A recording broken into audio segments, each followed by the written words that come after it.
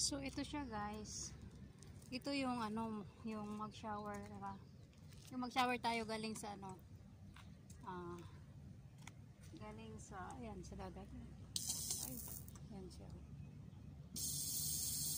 Ayan. So dito tayo maligo guys. Magnaw-naw tayo para galing sa ano, maligo tayo. So dito.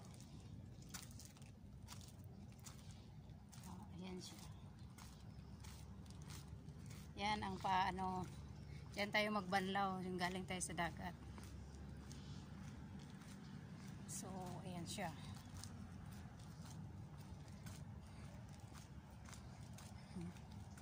Bakit madilim?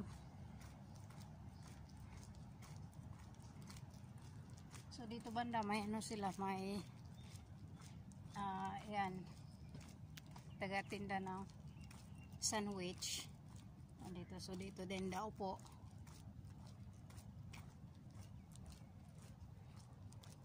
ang pangalan ay Giko Cafeteria.